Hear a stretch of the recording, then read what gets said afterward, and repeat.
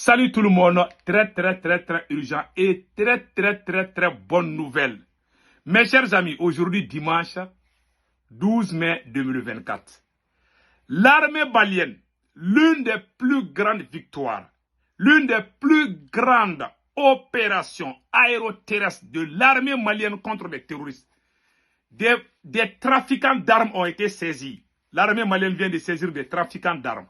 Des carburants destinés aux terroristes ont été saisis par la vigilance de l'armée malienne. Et beaucoup de terroristes éliminés. Au moment où je vous parle, à la frontière entre le Mali et la Mauritanie, à la frontière entre le Mali et l'Algérie, et dans la zone des trois frontières, l'armée malienne est en train de faire des opérations aéroterrestres.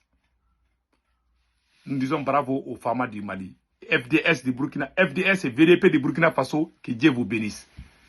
Mes chers amis, maintenant allons-y au Niger.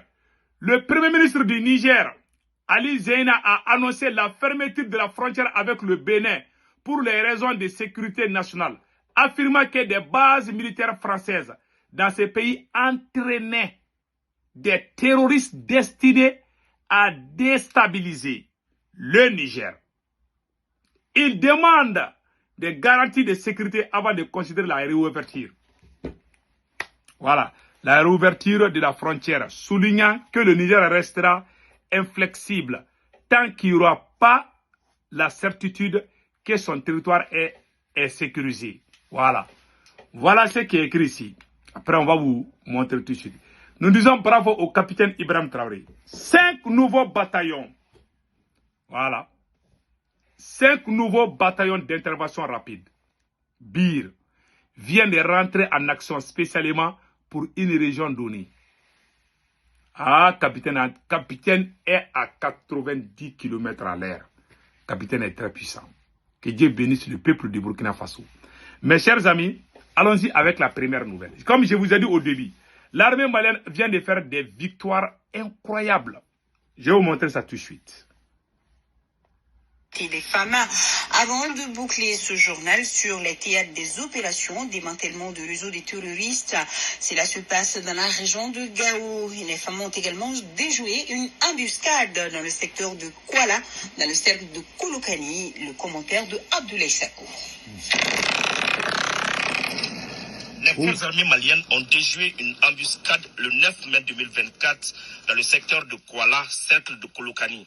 Grâce à leur vigilance, elles ont neutralisé 7 terroristes, récupéré 5 AK-47, un PKM et un LRAC. Côté Fama, on a enregistré 3 blessés. Dans la matinée du 10 mai 2024, des tirs de précision d'artillerie ont ciblé et détruit 5 refuges terroristes dans le secteur de Djafarabé. Le 9 et 10 mai 2024, les Fama ont mené une reconnaissance offensive dans les localités de Dangouma, Infaouzan, Djiri, Tabouchiti, Djiribera, toutes situées à l'est de Ber, région de Tombouctou dans le Haoussa. Sur la base de renseignements, il a été découvert à Agaber, situé en face de Djiri Tabouchiti du Gourma, 378 barriques de gasoil sur un site de transit de carburant dont les propriétaires sont méconnus des populations.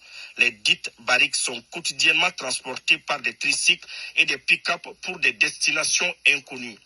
Dans la ville de Gao également, les forces armées maliennes ont mené une récente opération de sécurisation ayant permis la saisie d'une importante quantité de matériel militaire illégal. Grâce à des investigations minutieuses et à une coordination efficace, les équipes ont pu localiser et intercepter un camion essayant d'introduire du matériel militaire dans la ville. Voilà, c'est le camion là. Voilà. Saisie. Grâce à des investigations dans la ville de Gao également, les forces armées maliennes ont mené une récente opération de sécurisation ayant permis la saisie d'une importante quantité de matériel militaire illégal. Grâce à des investigations minutieuses et à une coordination efficace, les équipes ont pu localiser. Voilà. Vous voyez ça là.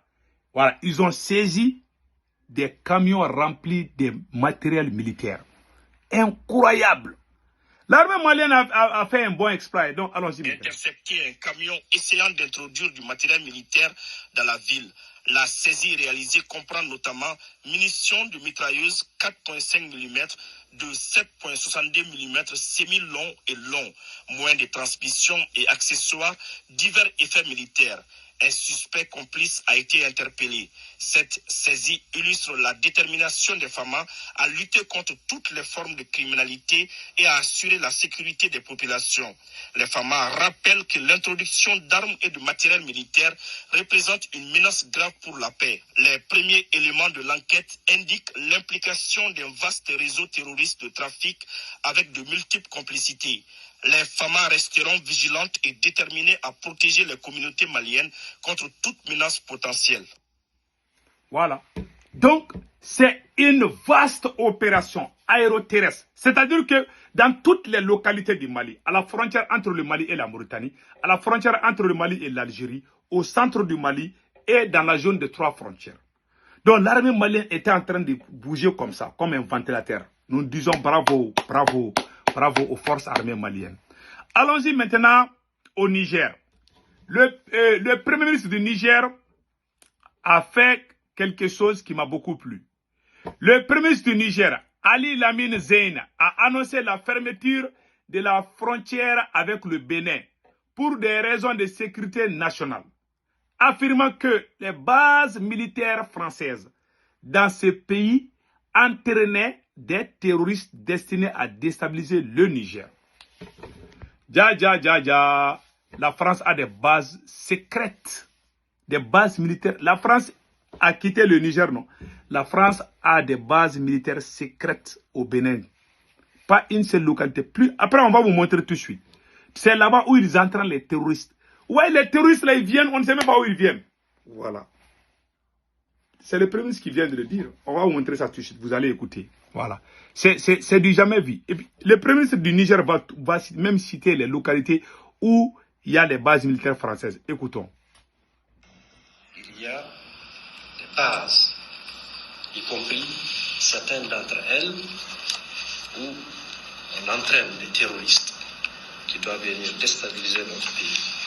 Voilà pour des raisons de sécurité simples, les raisons pour lesquelles nous avons décidé de garder cette frontière fermée, malgré les liens historiques et millénaires que nous avons avec le peuple béninois, qui lui-même, nous savons, qui n'est pas d'avis avec certaines positions de leur autorité.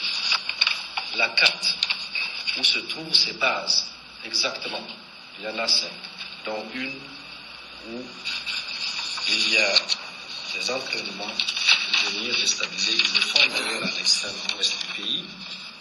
Ces bases de déstabilisation connues et documentées dans les localités de Tourou, Kandi, Borga, Parc de W, Madekali, pour ne citer que cela. Donc ce n'est pas une vue de l'esprit, c'est une vue réelle sur la base d'éléments documentés. Documenté.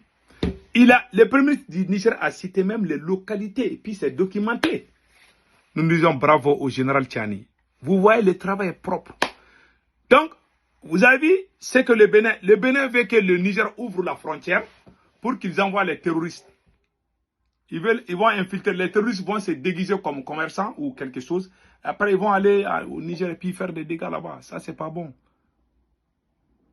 Donc, il y a la base militaire française au Bénin. Et ce sont eux-mêmes qui sont en train, d'après le premier ministre du Niger, que c'est là-bas où ils sont en train des terroristes. Donc, c'est bizarre. Donc, maintenant, allons-y avec, voilà.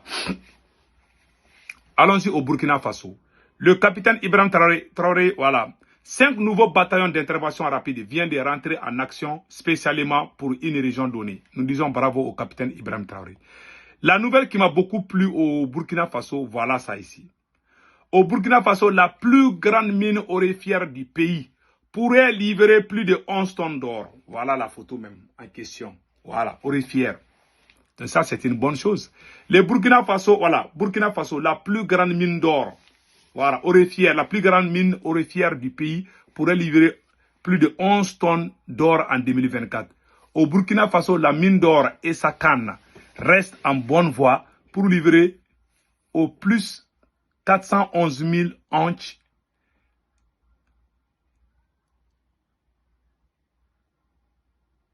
1165 tonnes d'or en 2024. C'est ce que, 1155 tonnes d'or en 2024. C'est ce que révèle la mise à jour publiée le 9 mai par son propriétaire canadien, Lamgold.